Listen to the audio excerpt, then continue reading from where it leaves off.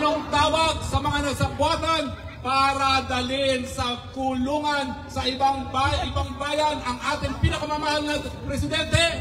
Makapili! Makapili! Makapili! Makapili! Kaya kapag nakikita ninyo yung ating mahal na Pangulo na nakakulong, ikinulong ang dayuhan, nagdudugo ang puso natin lahat. Hindi dahil kay Mayor lang.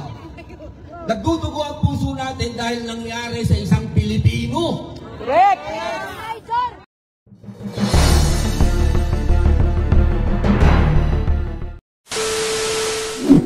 Magandang araw mga kabida, welcome back muli sa ating channel. Former Presidential Spokesperson Attorney Harry Roque ipinagtanggol at ipinagmalaki pa si former President Rodrigo Roa Duterte sa mga Pilipinong OFW sa The Hague, Netherlands. Sa kabila ng paghahanap sa kanya ng gobyerno ng Pilipinas, ay tila ba mukhang nakawala ito sa hawla sa kanyang mga sinabi sa isang pagtitipon kasama ang mga OFW sa Netherlands matapos lumantad sa publiko sa ilang buwan nitong pagtatago. Dito nga ay kanyang ipinahayag ang kanyang mga saloobin na wala di umano siyang dapat panagutan sa batas. Ibinahagi niya rin dito ang kanyang full support kasama si Senator Robin Padilla sa dating Pangulo dahil ayon sa kanya ay hindi siya uuwi ng Pilipinas nang hindi niya kasama ang dating Pangulong Duterte na ngayon ay nasa kustodiya ng ICC. Narito ang kanyang mga naging pahayag. I-welcome po natin ang ating mahal ang spokes ng bayan, Attorney Roque! Unang-una po, isang mainit na pagbati galing kay Presidente Rodrigo Roa Duterte! Duterte! Duterte! Duterte! Duterte! Duterte! Kayo po ang nagbibigay lakas loob, tibay ng loob kay Presidente Duterte. Ang sabi niya sa pagmamahal na nakita ko sa mga Pilipino sa Europe, kahit buong buhay ko, dito lang ako sa Europe dahil mahal na mahal ako ng mga Pilipino.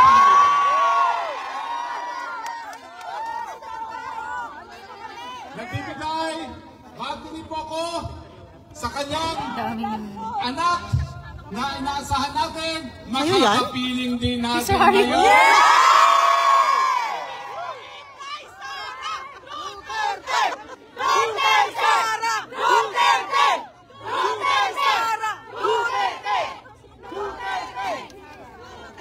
Pilit na pinagbabagsak, pilit pinabato ng putik, pero number 1 pa rin!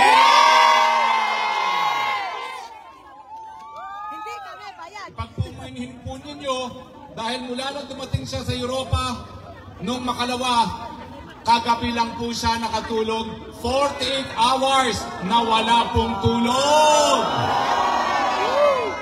Pero ang mabuting balita po, matapos ang 2 araw, pinakita rin sa kanya ang kanyang ama, President Rodrigo Roa Duterte. Duterte! Duterte! Duterte! Duterte! Ang tanong ko, bakit napakatagal na pinagsama ang mag-ama? Sino ang natatakot at ayaw magkita ang mag-amang Duterte? Ang natatakot! Si Banan! Si Banan! Sino? Banan! Sino? Mga taga-Europe, Europeans, listen to my countrymen.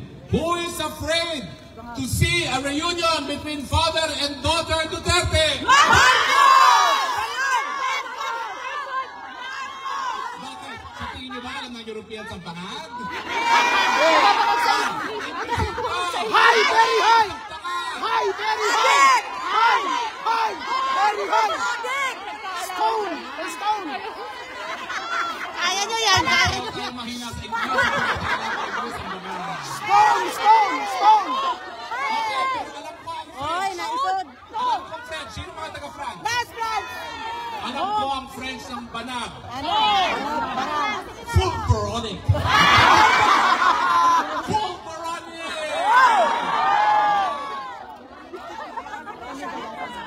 Alam niyo po, nung kinidnap nila ang dating Presidente Rodrigo Adroa Duterte, ang pinakamalungkot, hindi dayuhan ng nangidnap, kundi kapwa Pilipino. Noong panahon po ng pangalawang pandaigdigang digmaan, may mga ganyan din Pilipino na nagtaksil sa kapwa Pilipino. Anong tawag natin doon? Anong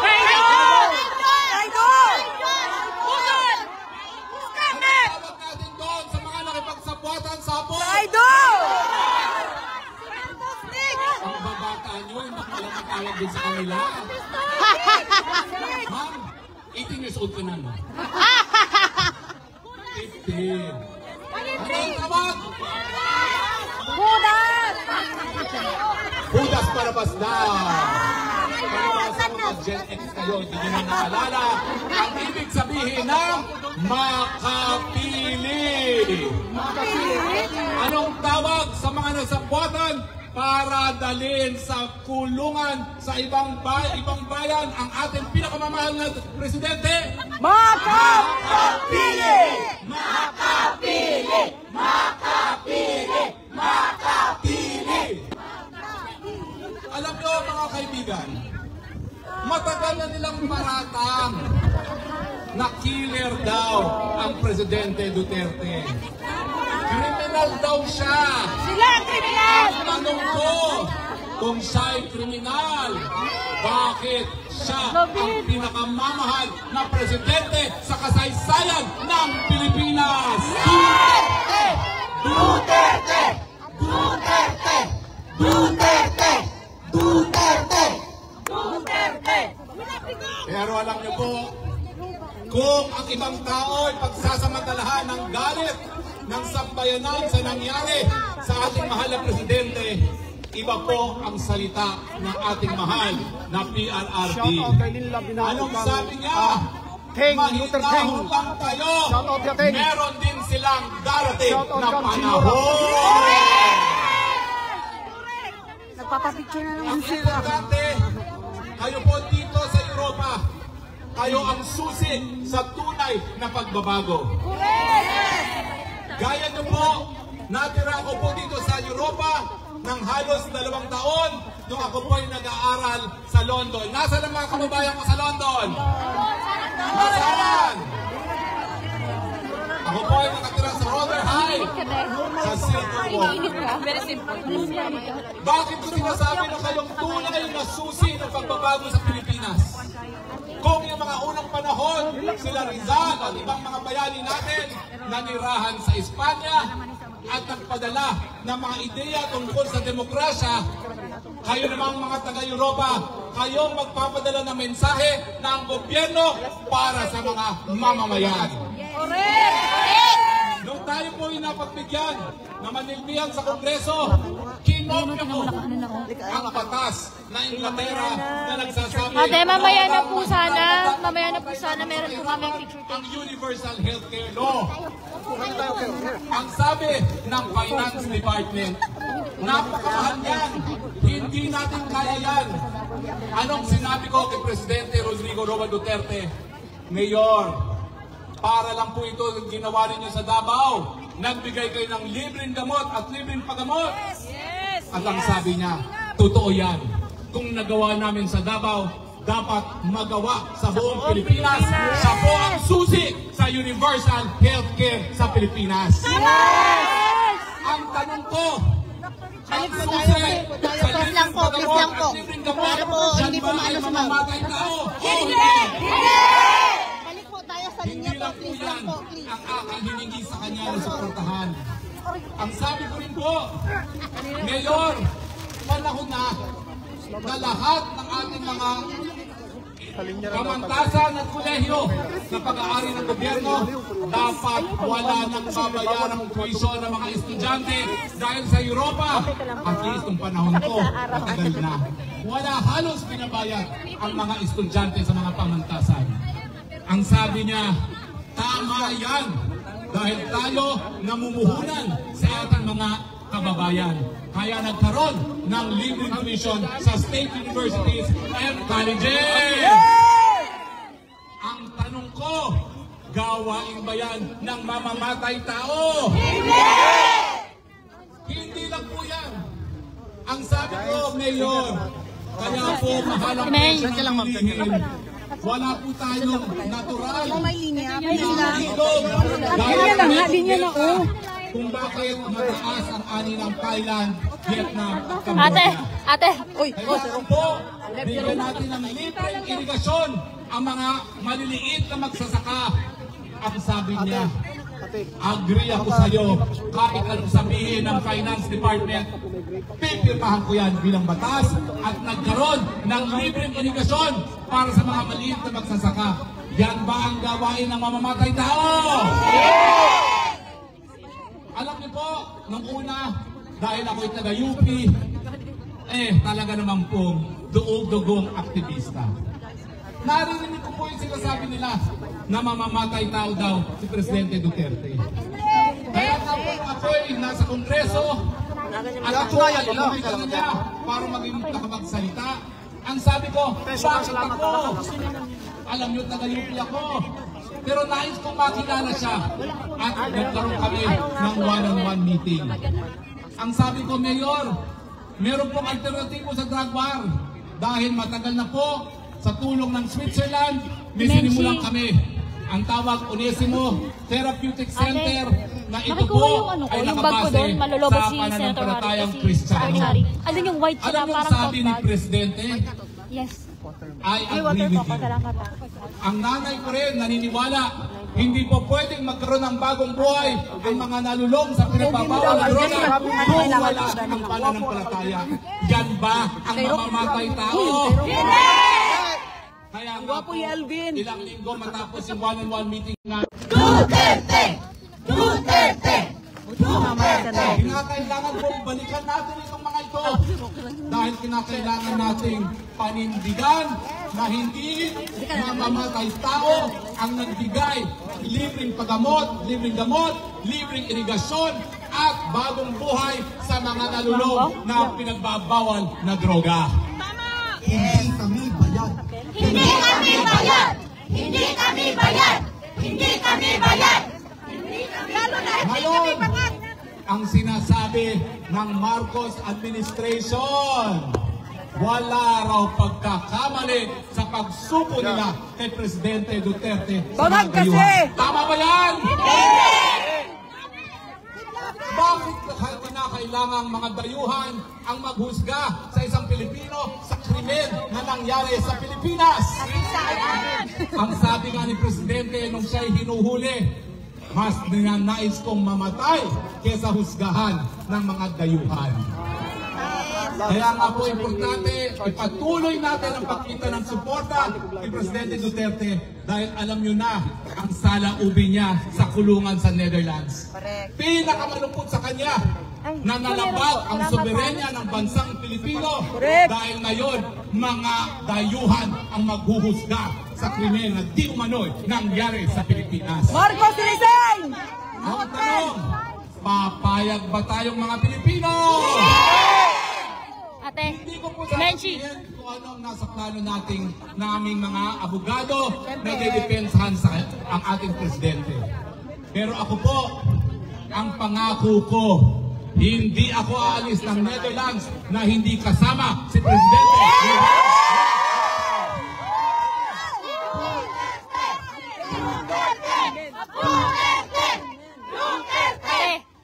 Ihanda nyo lang po ang mga bigas ninyo, mga tuyo, mga adobo, dahil ako May po wire ka? ay matapang. Wire.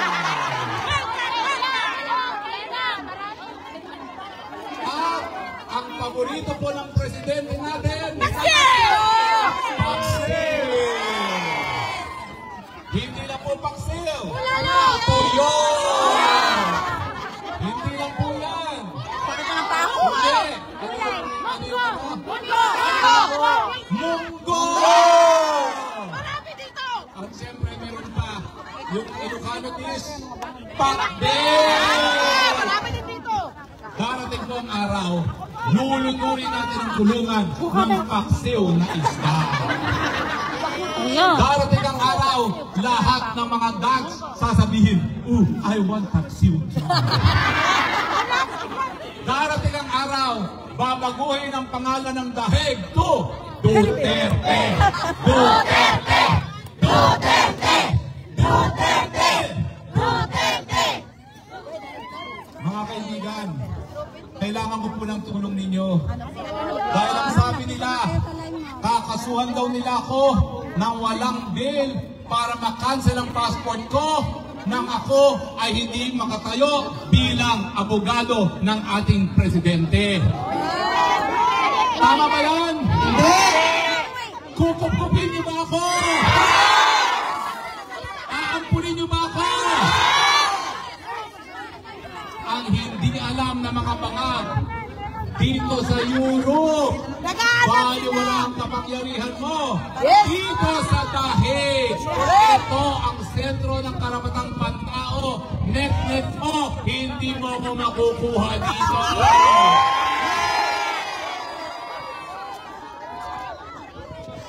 Pero matagal ang laban ito, mga kapatid. Handa ba kayo sa pagsubok na ito? Maninindigan ba kayo? Ang sigaw, sino ang pinakamamahal na presidente? Duterte! Duterte! Duterte! Duterte! Duterte! Sino ang susunod na presidente ng Pilipinas?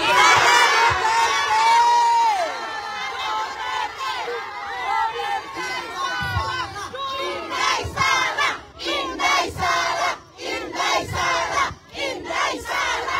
At dahil ako po'y paus na, nais ko ipakilala sa inyo ang vice-presidente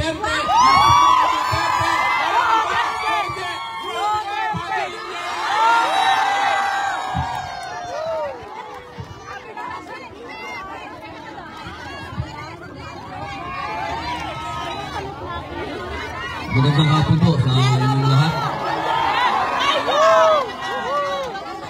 Si Atty. Roque, hindi po ako.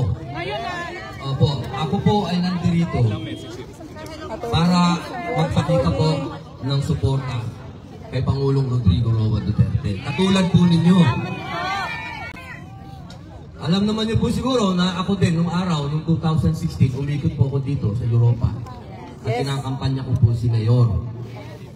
Yung iba po dito, kasama ko na, katulad, si pare ko, Tol. Kasama ko po yun. Kapatid niya, si Jack. Si Jack and the Beach po. Si Pedro. Wala niyo si Pedro. Pedro Penduko. Katulad po ninyo, parehas tayo. Naintindihan ko kayo, mga abono nyo. Lahat kayo abono dito. Ano mo bayad? May bayad ba dito? Hindi kami bayad! Hindi kami bayad! Hindi kami bayad! Yun. Ayun. Mapera kami! Yun ang pinaka pagkakaiba ninyo natin sa iba. Sa iba, hindi na ako magpapangalan. Pagkakaiba natin sa iba. Sapagkat tayo, sarili nating gastos. Lahat! Organic! Wala alisina! Wala alisina! Meron pa bang tatalo kay Atty. Roque? Wanted ngayon! Dahil sa pagmamahal niya sa ating Pangulong Rodrigo Roa Duterte. Bakit po natin? Mahal din namin yan! Mahal namin yan! Sabi sa Maynila, Senator Padilla, wanted yan. Bakit hindi mo hulihin? Total, mahilig ka naman sa, tinatawag nilang citizen's arrest. Naalala po ba niyo, yung taan natin si Pilipino. Yung court. Wait! Gusto natin. No? Nakakapakan ata Kapag ito yung si Trillanes, nasira yun. Iba talaga ang kamandag nun. Kapal na lang yun! Isipin ninyo, bakit ang isang Atty. Roque na dating human rights, hanggang ngayon, human rights lawyer, nakikipaglaban para sa karapatan ng mga tao, kasama natin! Bakit nila pagbibintangan yung Pangulo natin na Nabangag nga. Sapagkat ang ating Pangulo ay lumaban sa mga dayuhan. Tatandaan natin yon. Ang ating Pangulo ay katulad nila Andres Bonifacio, nila Jose Rizal, nila Antonio Luna na tumindig laban sa dayuhan. Kaya kapag ka nakikita ninyo yung ating mahal na Pangulo na nakakulong, ikinulong ang dayuhan, nagdudugo ang puso natin lahat. Hindi dahil kay Mayor lang. Nagdudugo ang puso natin dahil nangyari sa isang Pilipino. Correct! Ang dati palang Pangulo, pwede nilang gawin yan. Eh, paano pa kayo? Correct! Paano pa kayo? Isang pagkilos ito, mga mahal kong kababayan, na masasabi kong kayo ang mga bayani. Nung araw pa lang, paulit-ulit ko lang sinasabi yan. Ang pinapasok ng OFW, $35 billion a year yan. Hindi kami bayan. Hindi kami bayan! Hindi kami bayan! Hindi kami bayan! May pera kami! Parang bayan. Pera kami! May pera kami! May pera kami! May pera kami! Yan, mas maganda pakinggan mo. May pera kami!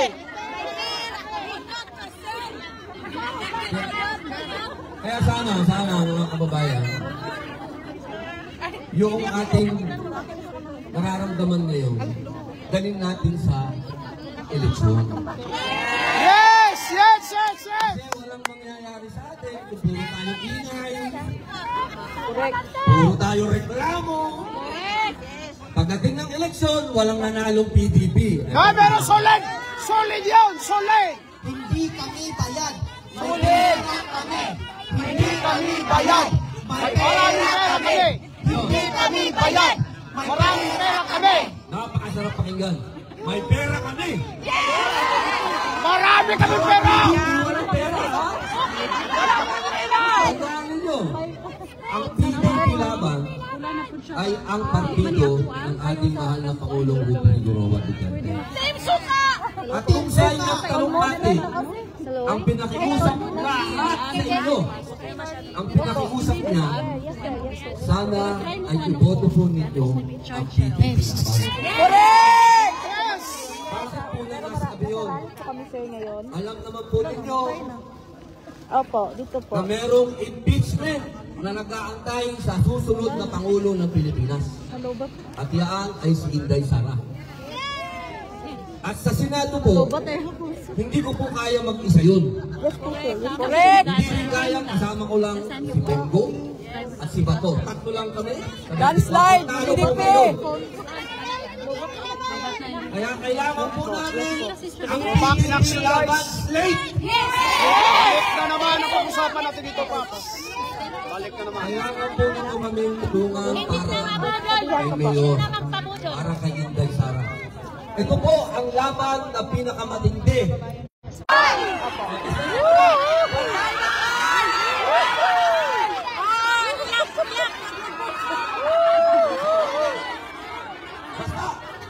Basta na galit. Shout out dyan kay Adam Baugbog. Galit din kami! Kumana may istorya ko kung ba't.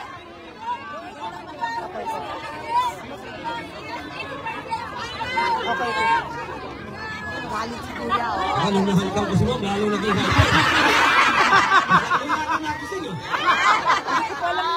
Okay, okay. Yeah. Okay, Mom. Okay lang po, okay na lang kasi nasabi na naman ang lahat. Yung secretary, yung ating Spokes. sabi sa Manila sa akin, bakit hindi nyo daw hulihin si Harry? Ate! Ate! Ay, sorry, si Spokes. Alam mo, sagot ko. Tuwadcom yun! Tama na yung pagtalo.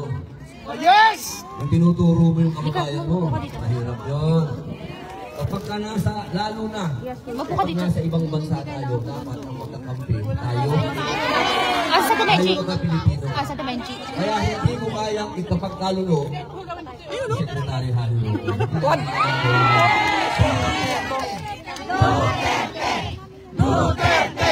Duterte!